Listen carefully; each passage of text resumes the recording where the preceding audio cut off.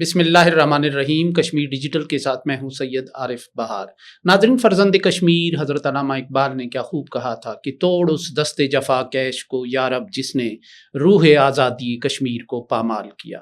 5 فروری ایک ایسا دن ہے کہ جب اہل پاکستان اجتماعی طور پر اپنے تمام داخلی اختلافات کو ختم کر کے یہ دن کشمیریوں کی مزاحمت، ان کی جرت، ان کی استقامت اور ان کی قربانیوں کی نذر کرتے ہیں۔ یعنی اس دن کشمیری عوام کو یہ پیغام دیا جاتا ہے کہ وہ اپنی مزاحمت میں اور ان حالات میں جن میں وہ گھرے ہوئے ہیں تنہا نہیں ہے۔ پاکستان کے عوام، پاکستان کی ریاست ان کے ساتھ کھڑی ہے۔ 1990 میں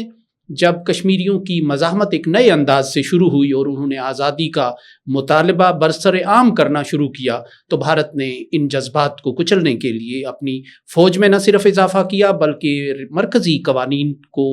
متعارف کرا کر ان کا دائرہ کشمیر تک پھیلا کر مظالم کا ایک سلسلہ شروع کیا۔ ایک جلاد صفت گورنر جگموہن کو کشمیریوں پر مسلط کیا گیا، جس کا کام صرف ایک کشمیریوں کی لاشیں گرانا، ان کے گھروں میں گھسنا اور کشمیری خواتین کی بے حرمتی کرنا ہی اس کا مشن تھا۔ تو اس صورتحال میں جہاں بین الاقوامی میڈیا ان سارے حالات کو رپورٹ کر رہا تھا تو اہل پاکستان بھی اس سے لا تعلق نہیں رہ سکتے تھے، سو انہوں نے 5 فروری کو کشمیریوں کے ساتھ یکجہتی کا یہ دن منانے کا سلسلہ شروع کیا، جو آج تک بھی پوری قوت کے ساتھ اور پورے جوش و جذبے کے ساتھ منایا جاتا ہے۔ سو اس دن کا پس منظر کیا ہے، پیش منظر کیا ہے اور کشمیر کا مسئلہ آج کہاں ہے، اس پر گفتگو کرنے کے لیے آج ہمارے ساتھ موجود ہیں all parties Hurriyat conference Azad Kashmir شاخ کے secretary general advocate Parvez Ahmad صاحب، جو اس وقت خود مقبوضہ کشمیر کے اندر موجود تھے اور وہ دیکھ رہے تھے کہ کشمیری عوام نے اس یکجہتی کے اس مظاہرے کو کس انداز سے لیا تھا اور کیسے رسپونڈ کیا تھا۔ ایڈوکیٹ پرویز احمد صاحب، آپ کا بہت بہت شکریہ۔ میں یہی چاہوں گا کہ گفتگو کا آغاز اس بات سے کریں کہ جب بھارت پورے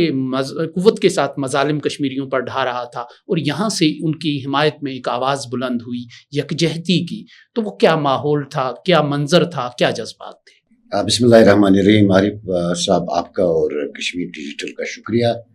کہ آپ نے ہمیں موقع دیا کہ ہم آپ یہاں کے آزاد کشمیر کے عوام اور پاکستان کے جو ہمارے بھائی ہیں ان سے ہم مخاطب ہوں اور اپنا نقطۂ نظر بیان کریں۔ جیسے آپ نے خود اس کا اظہار کیا کہ جموں کشمیر، مقبوضہ جموں کشمیر کی میں جب بات کر رہا ہوں کہ یہ مومنٹ 1947 سے ہی شروع ہوئی تھی اور کشمیر کی آزادی کے لیے مختلف ذرائع لوگوں نے استعمال کیے۔ ہم نے مختلف سیاسی جماعتوں کا قیام کیا، مطلب جموں کشمیر پیپلز لیگ، الفتح اور دوسری سیاسی جماعتیں، محاذ آزادی وغیرہ۔ ہم نے اس میں یہ تھا کہ ہم ایک پرامن طریقے سے مسئلہ کشمیر کے حل کی طرف جائیں۔ ایون ہم نے 1987 میں بھی ایک الیکشن پروسیس کا بھی ہم حصہ بنے اور ایون ہندوستان کے آئین کے تحت، جس کو کبھی کشمیریوں نے مانا نہیں، لیکن ہم نے کہا کہ شاید یہ ایک ذریعہ ہوگا کہ ہم مسئلہ کشمیر کو ایک جمہوری طریقے سے حل کریں۔ ہم نے 87 میں جو آپ کے آج کی ساری قیادت ہے، گیلانی صاحب، سید صلاح الدین صاحب، غلام محمد صفی صاحب اور دوسرے سارے لوگ، انہوں نے الیکشن پروسیس میں حصہ بھی لیا اور ہم نے جب ان الیکشنوں کے نتائج دیکھے کہ ساری لیڈرشپ کو گرفتار کیا گیا اور اس کے بعد جیلوں میں ان کو ڈال دیا گیا اور گرفتاریاں بے پناہ گرفتاریاں ہوئیں، تو وہاں کے نوجوان نے سوچا کہ اس کا ایک حل کیا ہے۔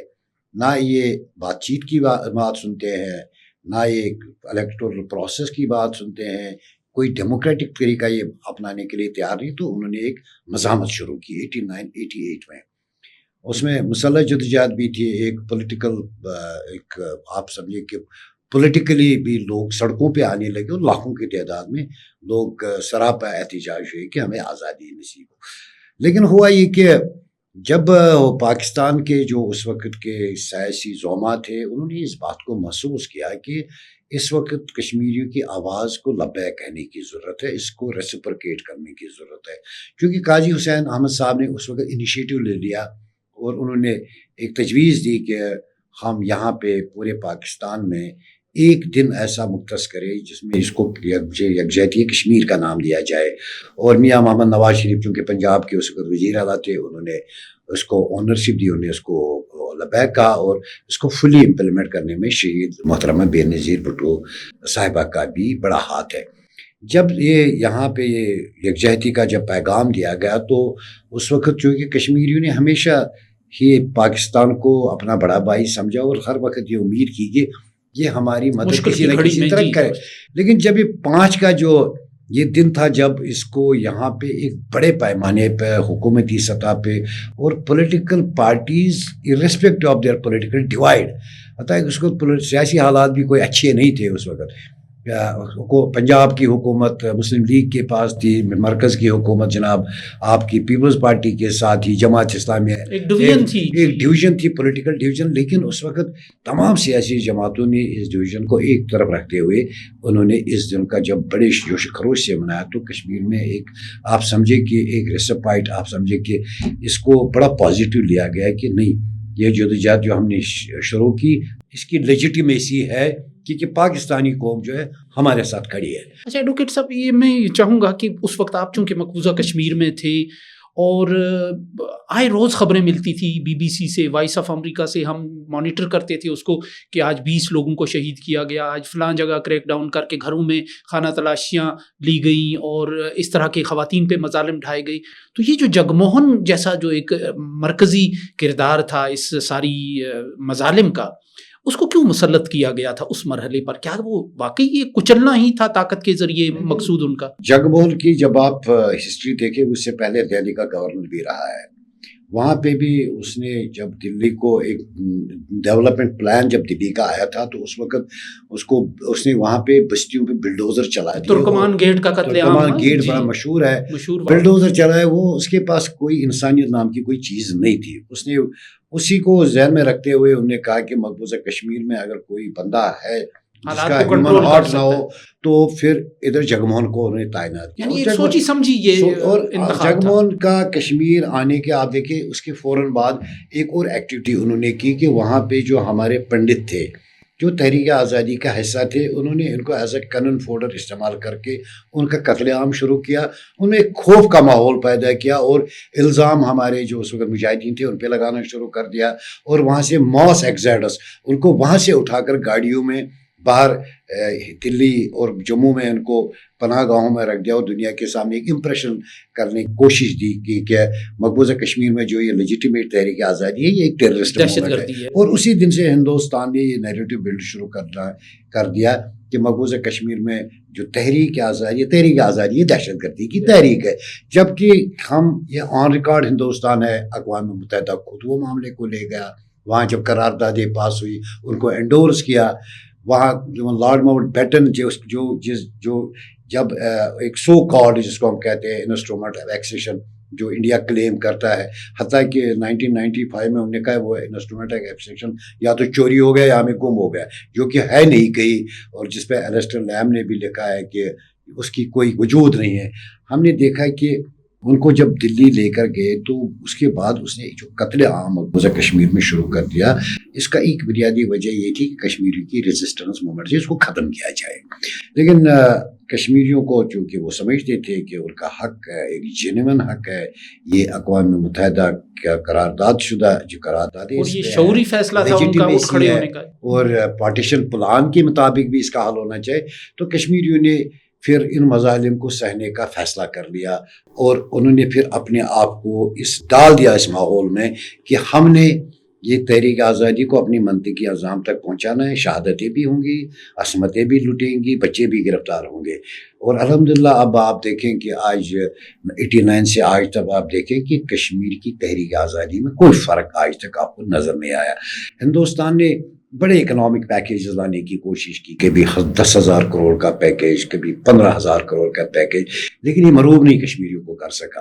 حتیٰ کہ ان کے جو اپنے مسائل بہت سارے پیدا ہو گئے، گورننس کے ایشوز پیدا ہو گئے، لیکن انہوں نے گورننس کے ایشو کو پش ڈال دیا کیونکہ ان کے لیے آزادی جو تھی یہ بڑا اہم تھا، ان کے لیے ایک مقصد تھا، نصب العین تھا. اچھا یہ ایک طرف تو بھارت کے یہ مظالم پوری قوت کے ساتھ جاری تھے جو رپورٹ ہو رہے تھے بین الاقوامی میڈیا میں اس وقت، اور چونکہ اس وقت ایک سپیس تھی، ایک آزادی تھی، کسی حد تک میڈیا کو رسائی تھی وہاں انسانی حقوق کی تنظیموں کو. خود بھارت کی انسانی حقوق کے لیے کام کرنے والی تنظیموں نے دورہ کیا تھا، ویمن انیشیٹو جیسی تنظیموں نے. تو ایک طرف تو یہ کشمیری عوام کو بالکل گھیر گھار کے بھارت مار رہا تھا بری طرح. پھر جب یہاں سے یہ دن منایا گیا, مجھے یاد پڑتا ہے احسن ڈار صاحب کا ایک بیان بی بی سی نے رپورٹ کیا کہ اب ہم نئے جوش و جذبے کے ساتھ اپنی مزاحمت کو آگے بڑھائیں گے کیونکہ سرحد پار اب ہمیں ایک اخلاقی مدد ملنے لگی. تو وہ کیا ماحول تھا پھر کشمیریوں نے اس پیغام کو 5 فروری کے پیغام کو کس انداز سے دیا؟ دیکھیں سر, کشمیریوں نے جب یہ تحریک شروع کی جس کو ہندوستان نے بڑی ملائن کرنے کی کوشش کی, ایک سپانسرڈ موومنٹ ہے, جبکہ یہ ایک انڈیجنس موومنٹ تھی, اس میں کوئی سپانسر نہیں تھا. تو اس وقت جب کشمیری مجاہدین نے, کشمیری عوام نے تحریک شروع کی تو وہ ان کے ذہن میں کچھ خدشات تھے کہ کہیں پاکستان اس لیجیٹیمیٹ تحریک کو اونرشپ دے یا نہ دے, کیونکہ یہی خدشہ تھا کہ اس کو برانڈ کیا جائے گا کہ یہ سپانسرڈ ہے. لیکن پاکستان کے سیاستدانوں نے, پاکستان کے ڈپلومیٹس نے جب اس کو انالائز کر دیا تو انہوں نے بات ضرور محسوس کی کہ یہ ایک لیجیٹیمیٹ تحریک ہے. کشمیر جب ہم کرتے ہیں بات تو پاکستان کا ایک اس کا فریق ہے یونائٹڈ نیشنز کی قراردادوں کے مطابق, پارٹیشن پلان کے مطابق, تو ہمیں اس اونرشپ دینی چاہیے اس تحریک کو, اور ہمیں اپنی اخلاقی سیاسی آپ سمجھتے ہیں یہ ایک تاریخی فیصلہ جاری کی جائے. تو بات یہ کہ اس فیصلے نے کشمیریوں میں یہ امید پیدا کی کہ اب ہم تنہا نہیں ہیں, اور اس کا وقتاً فوقتاً پاکستان نے مظاہرہ بھی کیا. ہم نے دیکھا کہ کرگل کا بھی ایک واقعہ ہوا, اس کے بعد انڈیا نے بڑے فالس فلیگ آپریشنز کیے, ہم نے اس کے بعد پہلگام کا واقعہ بھی دیکھا, بالا کوٹ بھی دیکھا. مطلب ہندوستان نے پاکستان کو اس تحریک سے علیحدہ کرنے کی بھرپور کوشش کی. لیکن میں مبارکباد دیتا ہوں پاکستان کی تمام سیاسی جماعتوں کو, جو کوئی بھی حکومت میں رہا, انہوں نے کشمیر پہ کسی نے کوئی کمپرومائز نہیں کیا. آپ دیکھیں کہ لاسٹ ہم دیکھیں کہ جب بنیان المرصوص,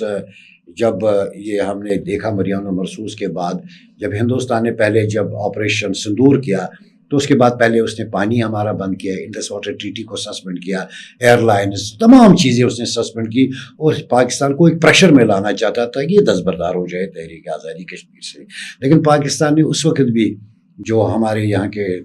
جو پالیسی ساز ادارے ہیں انہوں نے بیٹھ کے یہ ڈیسائیڈ کیا ہے کہ پانی ہمارا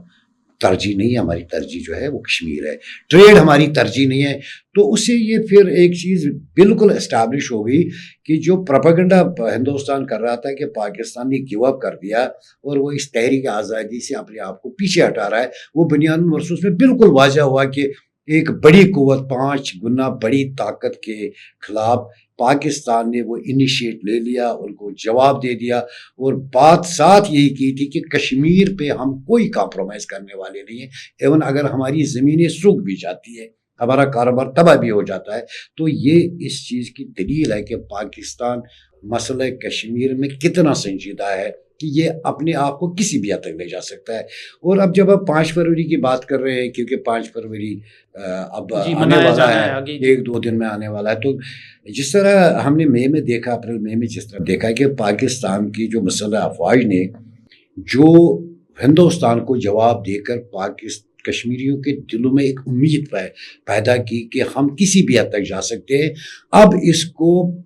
پبلک سطح پہ ہم نے اس کا ریفلیکشن دکھانا ہے. جو ہماری فوج کا فیصلہ تھا وہ صحیح تھا کشمیر کے لیے, اور آج جو ہم باہر آ رہے ہیں 5 کو, یہ ہم لوگوں کی انڈورس کر رہے ہیں کہ کشمیر کے حوالے ہمارے خطا کہ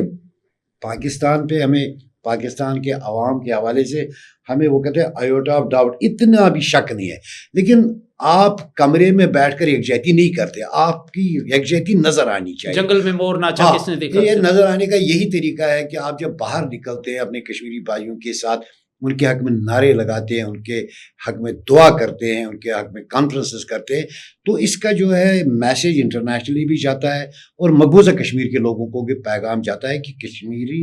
آزاد کشمیر کے ہو, پاکستان کے ہو, ان کا کنسرن ہے. اور جب ہم یہ 5 تاریخ کو ایک کنسرن دکھاتے ہیں تو ان کے جو حوصلے ہیں پھر جمع ہو جاتے ہیں, ان کو یہ آکسیجن کا کام دیتے ہیں. بہت بہت شکریہ ایڈوکیٹ پرویز احمد صاحب. ناظرین, کل جماعتی حریت کانفرنس آزاد کشمیر شاخ کے secretary general advocate Parvez Ahmad صاحب ہمارے مہمان تھے, جنہوں نے 5 فروری کے پس منظر پر بھی روشنی ڈالی اور اس جوش و جذبے کی بھی بات کی جو اس وقت کنٹرول لائن کے دونوں طرف ابل رہا تھا, اور انہوں نے آنے والے 5 فروری کے حوالے سے بھی اپنے پروگرام کی بات کی. سو اس کے ساتھ ہی اجازت دیجیے. اللہ نگہبان.